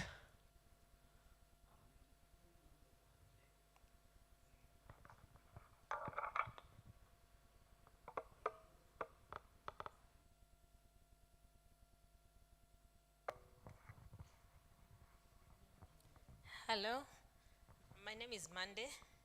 I'm very, very impressed by your presentation. Thank you very much. And I'd like to know about this AGPO more. For example, you just say that we register a company, and once we've registered the company, we apply for, we register the company. You must have a business, register the company, then we apply for the AGPO, or you go ahead and start applying for pre-qualifications. Is that what you had said? I think I heard something like that. So my question was, is it pre-qualifications for any company that you see? For example, if it's event planning, do you go ahead and apply for any, or you just apply within the AGPO and then they'll distribute your interest to other organizations, or now you are ready to apply to whichever one you like? Thank you very much. And also, how long does it take for the registration to take place with the AGPO? Thank you. Okay, thank you very much. Any other question? Up you're writing somewhere. You'll remember? Okay, thank you very much. My name is Philip Langat from Ole Source Technical in Nandi County. Thank you for your presentation. I find it very, very important because of empowerment of women in our counties. My question is, in your study, though your objectives were towards a certain end, I wanted to, what was your feeling about the biasness of the county governments towards affording this procurement opportunity to women? Because you realize that these women are disenfranchised, or they are actually overpowered by those who have the resources. And maybe because of the connections and the corruptions they give to themselves, you find those who are aligned in the government, they take the opportunities, even the tender to build a road, to provide, or stationery, you find they give to themselves. How did you, because it has a direct link to your study, how did you find this menace affecting our young or upcoming entrepreneurs? Thank you. Yes, thank you very much. So we are going to give Stephen time to respond to those questions. I'm also asking that when putting forward a question, you try to be as brief as possible because of time. Thank you for the questions. Those are wonderful questions. Thank you, Madam Mande. Thank you. Now, she asked, allow me to start with the part of acquiring the ACPO certificate. First of all, when you are registering your business, let me say a sole proprietorship, you will get that most of the women enterprises, they are in the category of sole proprietorships. So it can take 14 to 21 days, then you utakuwa umepata the certificate, or if there will be some corrections, you will be required to make those corrections, and then you submit, then they will give you the registration certificate. And then for the ACPO certificate, it takes probably up to 1 month. When you're applying for it, you will apply, and then after a month, you will be able to get that certificate. You apply through the e-citizen. You will be able to get it. And then you asked about you are able to supply to any company. Okay, when they are allocating the budget for the government businesses, in some cases you will discover that there are specific items they will preserve for women, youth, and people with disabilities. It's not about all the items. There are specific items they will allocate. They will say, now these ones, we are restricting them to youth, women, and also people with disabilities. You will get that some other opportunities, you are competing with other people, not specifically for women enterprises. It is open to anybody. And then in most cases, you will get that in our country, 30% is mostly preserved, mostly given in public institutions, not in all other, like in the private sector. Private sector, they have their own ways of doing business, but in the public sector, you will discover that there are specific items they will preserve for women enterprises. I believe I have answered your question. Thank you. And then Mr. Langat asked about issues relating to conflict of interest. It is there. We cannot say it is not there. It is there. It is existing. And when you continue looking at the issues affecting or challenges affecting women access to ACPO opportunities, you will discover that we have ethical issues. There are ethical issues like conflict of interest, part of them. So it is a very elaborate issue that should be handled at higher levels. But now we can start it at our levels also, as people are running businesses. Why are we now showing interest in what we are not supposed to show interest in? Apart from that one, why should I favor you and not favor the other person? And another issue is, why should I deny another person to access information, preserving for another person to access that information? Now, you have given me a wonderful question. I will go specifically now to look for, to carry out a study on issues relating to ethical standards in the issue of ACPO opportunities, because it's a very big issue. Thank you. Let us appreciate him once more.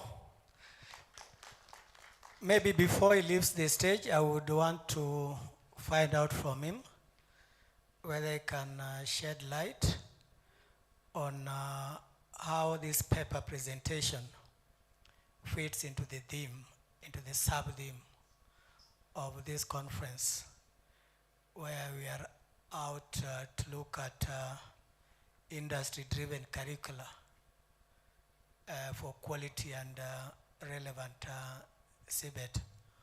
Of course, you have talked of how barriers to procurement opportunities by women can be addressed through training.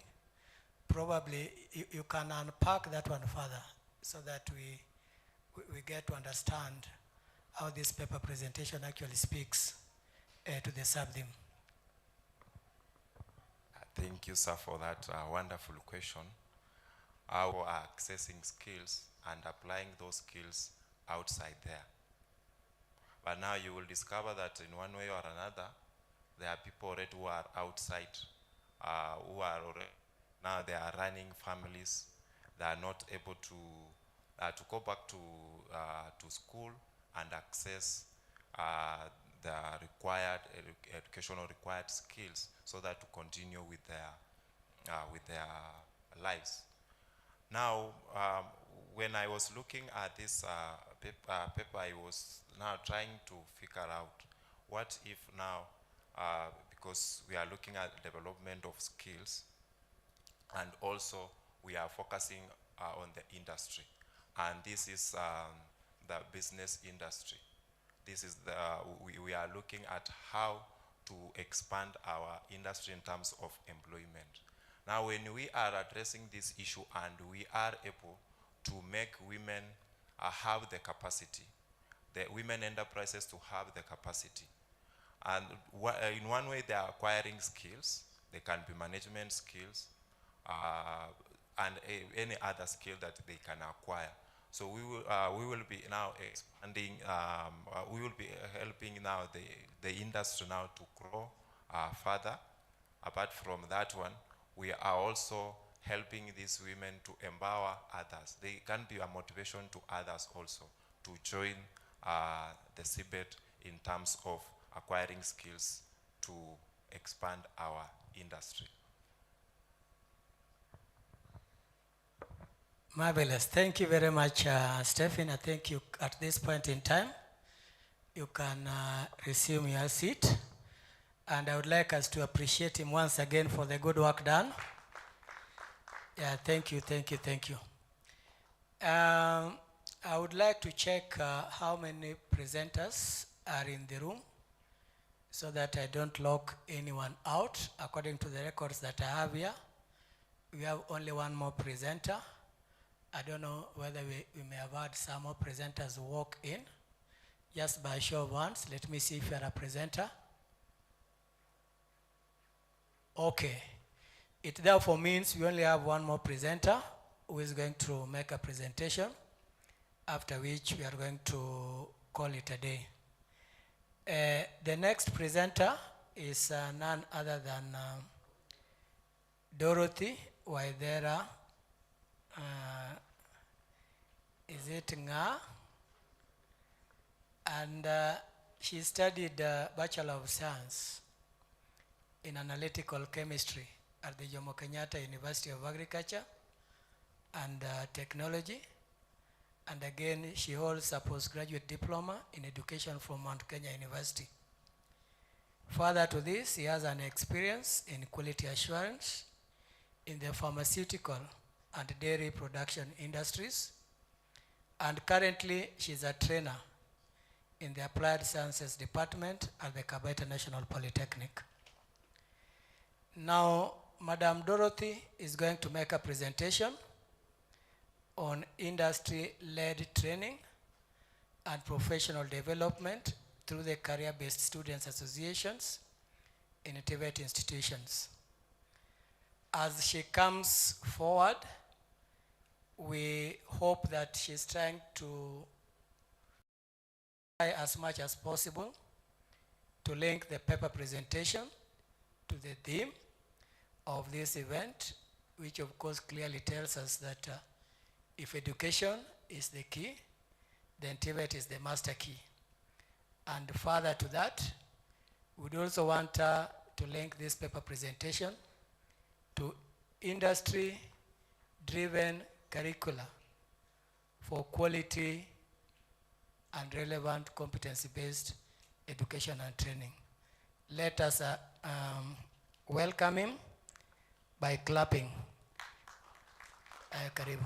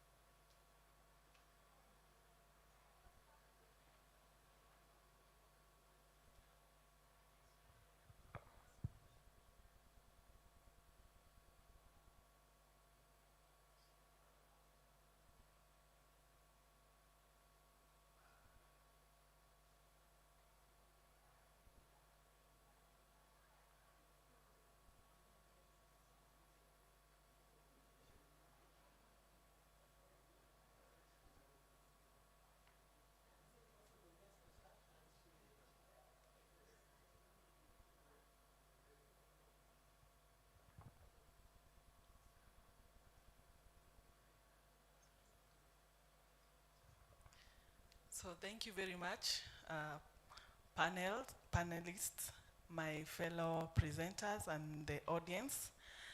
As you have heard, my name is Dorothy Ngae from Kabete National Polytechnic. So welcome to TVET at 100 National Research Conference, where our theme in this conference is about if education is the key to employability, then TVET is the master key. So, and the sub-theme that we are looking at today is industry-driven curricula, linkages and collaborations for quality and relevant CBET. So the title of my presentation is Industry-Led Training and Professional Development through Career-Based Students Association in Post-Secondary TVET institutions. So I'm looking at the way students' organizations, they can enhance or mentor trainees in our post-secondary institutions. And in those post-secondary institutions, I'm talking about our TVET institutions. So on the introduction, we can see we have been having problems on our TVET graduates having to get employment. So because maybe, mostly because of experience, but we attribute that to the disjointed and fragmented pre-service or industry-led training.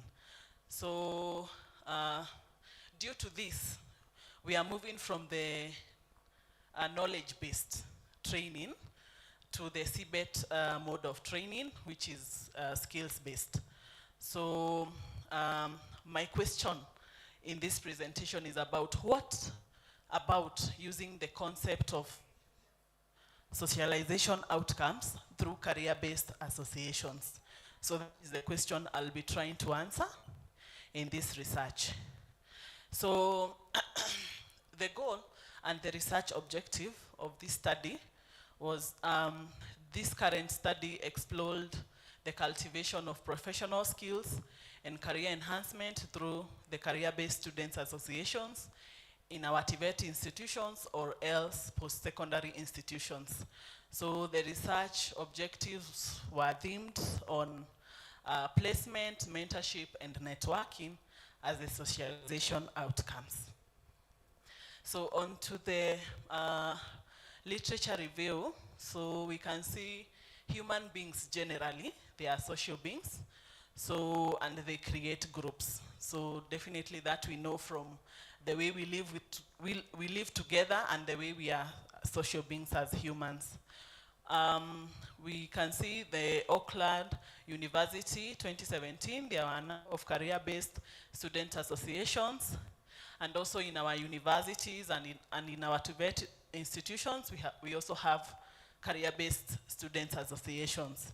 So we can see from the American Institute of Graphic Arts, there was a students association which was involved in students in dialogue with greater design community. So a student association is related to the careers of the students. So in Kenya, we also have similar post-secondary institutions that have career-based associations. We have the Nursing Society of Kenya, the Psychology Club, the fashion industry, and also we have a case of Technical University of Kenya in Nairobi County that has a career-based students association, a number of them. And also we have our universities, case study University of Nairobi that has 35 registered career associations. And also we have career-based associations in our students, in our TVET institutions. So the theoretical framework of my study was guided by two theories. So the first one was the structural functionalist theory. So where we explain like our TVET institutions or post-secondary institutions, we are governed in structures. And also another theory was on social theory. So whereby our students or trainees, they are social beings. So the methodology, so design and population, a mixed methodology. I used qualitative and quantitative. I had a target population of 105,917 students in 10 post-secondary institutions in Nairobi County. I used stratified random sampling, where I got to 58 students in the post-secondary institutions associations. On instrumentation, I used questionnaires, observation checklist, interviews, and I piloted this in Nazarene University. On data collection and analysis, I used SPSS version 24, descriptive statistics. Okay, after I got the responses, these were the results. The study achieved a 65% questionnaire response rate. The highest percentage of the responses, 41%, was from first years. 60% of the responses were from male students, and 47.9% were aged 18 to 20 years. So career-based students associations on educational socialization outcomes, how often does that student participate in career-based association in the last 1 year? So we can see at least twice a semester, out of 168, we can see 40 students participated in a career-based association twice a semester, that is 23.81%. Based on placement vacancy. So how often does the student participate in career-based association on placement vacancies? So looking at least twice a year, at least twice a semester, we can see on the academic conformity as the major influence. We can see at 70% on career conformity major influence, 10%. So on the other side, how often the student has participated in career-based association in mentorship. So academic conformity being a major influence, that is 14%. Behavior conformity being a major influence, 11%, and career conformity being a major influence, 14%. That is based on at least twice a semester. So the other results were on networking. So network through career-based student association on socialization outcomes. We can see that student participated at least twice a semester.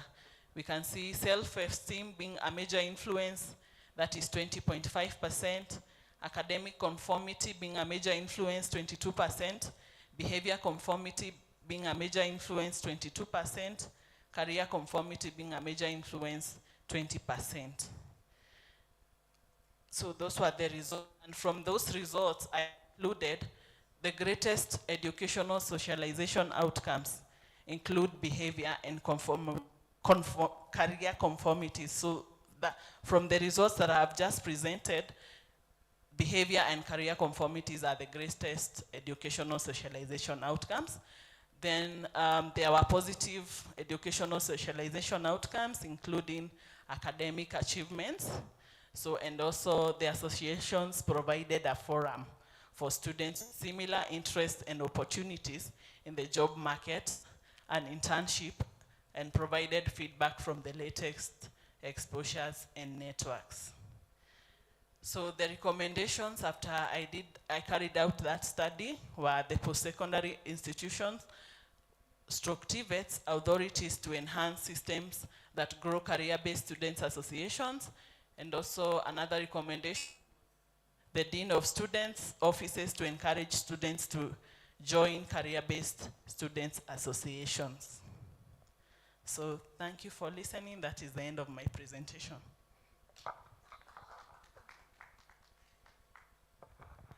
Let us clap for her. Yes, thank you very much, Madam Dorothy, for that wonderful presentation.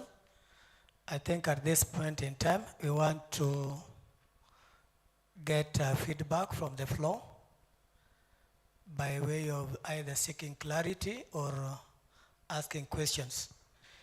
Maybe as you think of a question to ask, I would like to find out from Dorothy,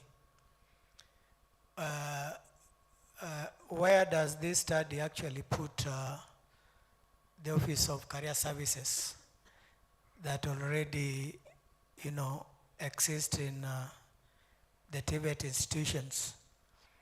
And did the study consider finding out their impact on as far as career guidance is concerned? Another talk in town has to do with job search clubs, where students are encouraged to form some sort of a community of practice as a way of networking, also to assist them in career growth. So where's the nexus? Probably as we get questions from the floor, you can think through and you tell us the nexus, whether there was a nexus between your study and the issues that I've raised. That is the Office of Career Services and the presence of job search clubs in TVET institutions. So the floor is now open. Anybody with a question to ask or a clarification? Thank you very much for your presentation. It's just a clarity. I'm Afula Stanley from Masai National Polytechnic. I just wanted to know how you analyzed your qualitative data. You have said it was a mixed method. Thank you. Thank you very much. We would like to know how you analyze the qualitative data. And maybe just on that, if it was a mixed method, it means that you had both quantitative and qualitative. What was the proportion, Was it 50-50 or you had a bias towards either qualitative or quantitative?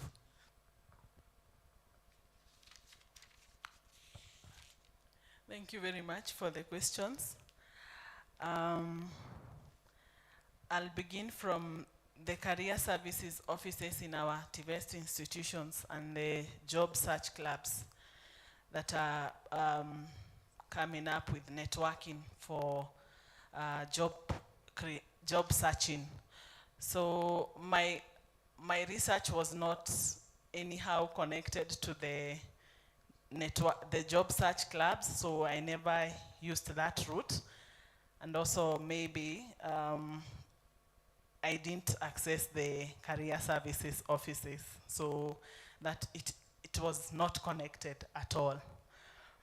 On the quantitative data and qualitative data, so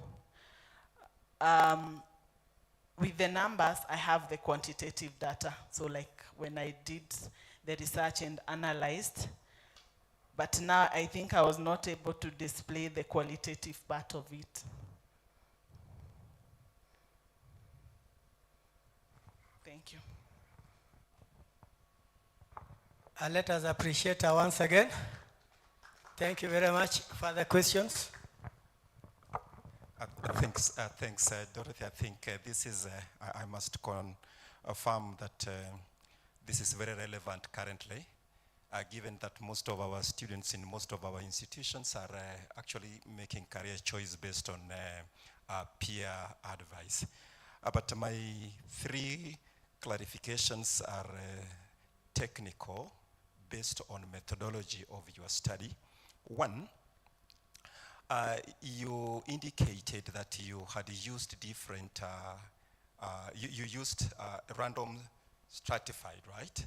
So how many strata and on what basis did you have the strata? Two, you had a huge target population, which you narrowed down to something manageable. What was the strategy that was used? Did you use any particular formula that narrowed down to the sample size? And lastly, you indicated that you piloted this in some university. Did you carry out this study wholly in the universities, or you had a mixture from other technical institutions? On what basis? Thank you. My name is Dr. Odolo Lawrence. I am with the Cooperative University.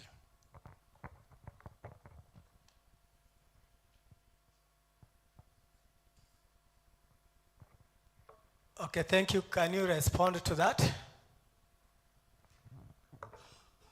So basically the study was on universities. So I tried to associate that with the TVET institutions. So basically that is why you can see me mentioning Nazarene University.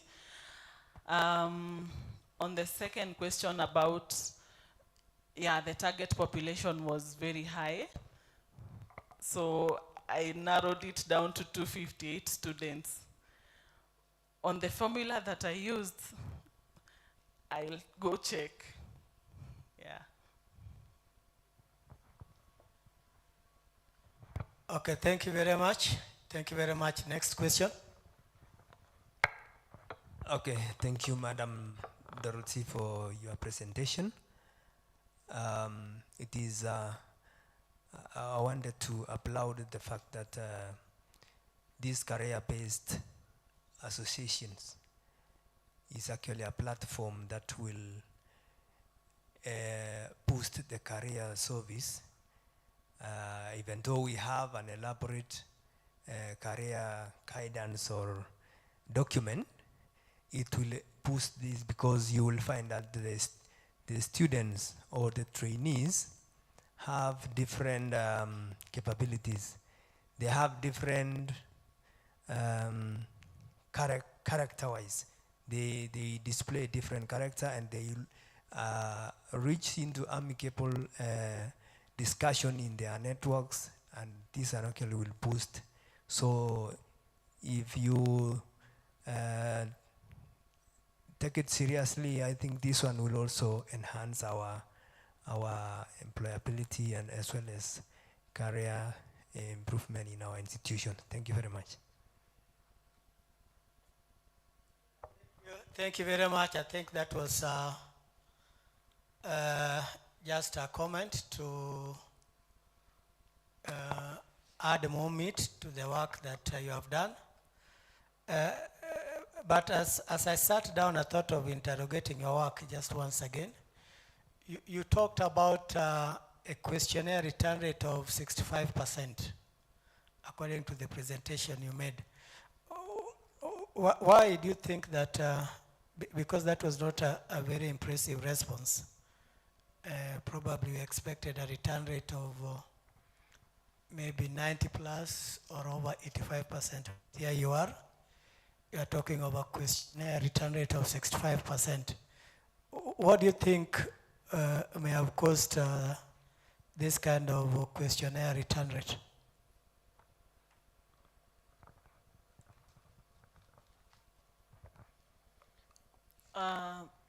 My thinking, the reason why most students maybe did not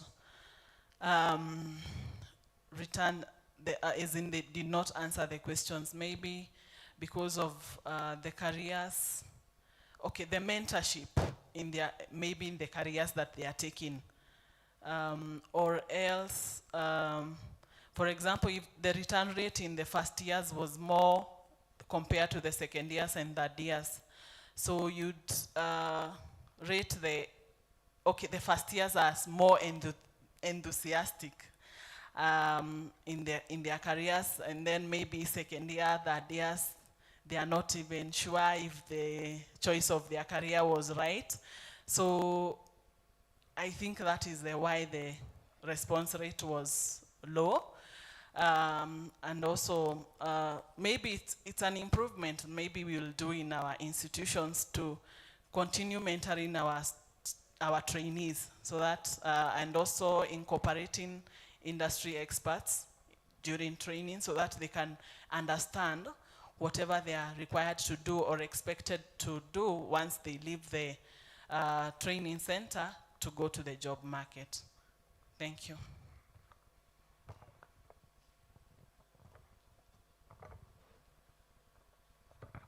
Let us clap for her as she leaves the stage.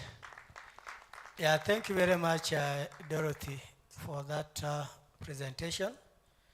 Indeed, it was an eye-opener to most of us because we have gotten to know the kind of work that is going on in our institutions in terms of career guidance and other related work. I also want to thank Wafula for the good job he did when making his presentation. As I had indicated at the beginning, we were supposed to have a total of 12 papers being presented. Unfortunately, we've had only 2 out of the 12. Maybe that can also be a matter for research. Why is it that only 2 presenters turned out instead of the expected 12 presenters? But nonetheless, we'll continue to thank you for the good work that you have done. I also want to thank the audience for taking time to be with us and also to listen.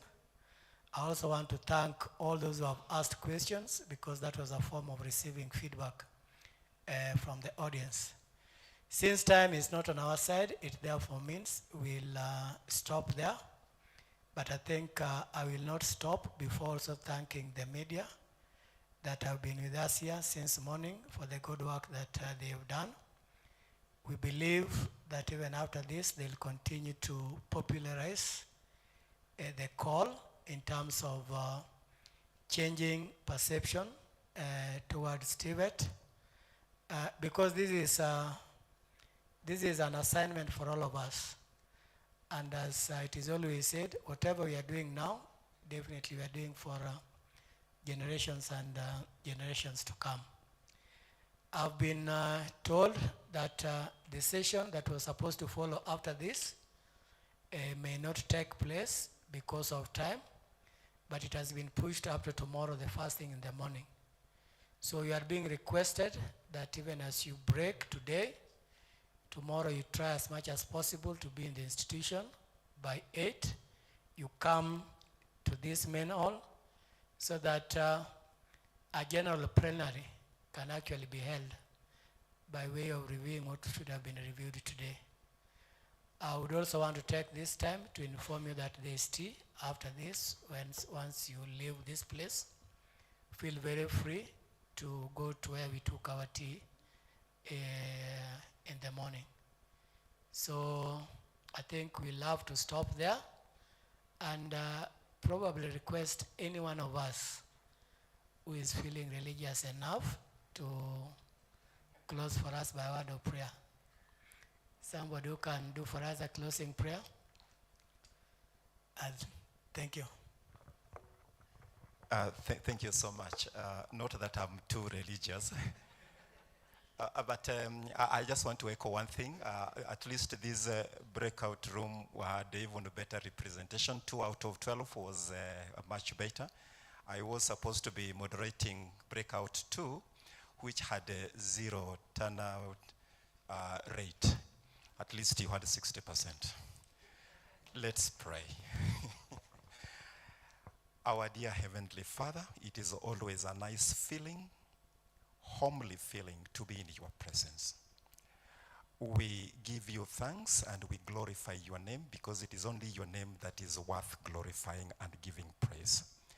Thank you so much for being with us here since we started, but most importantly, thank you so much for guiding the planners, those who have been here for almost the last 1 year trying to plan for this event. Until now, it is coming to fruition. Thank you so much for the management of this technical institution. Thank you for the management of TVET and generally education department of the country. Thank you so much for the presenters, everyone who has been involved today, even as we finish off today on a better good note. As we break for our own homes, we call for direction, we call for protection, and most importantly, may your love reign amongst us. Even as we break with us. As we retire, protect us for the night, and till we see each other tomorrow. In Jesus' name I pray. Amen. So thank you very much. See you tomorrow. I'm seeing Mr. Munene, or you had something you wanted to say? Not really, Tom, because you have closed very well. I'm comfortable. The only thing that I would like to say is that register on the QR code that we provided, because we will use the email that you provide again to give the report of the conference and the whole TVET at 100 celebration. Thank you.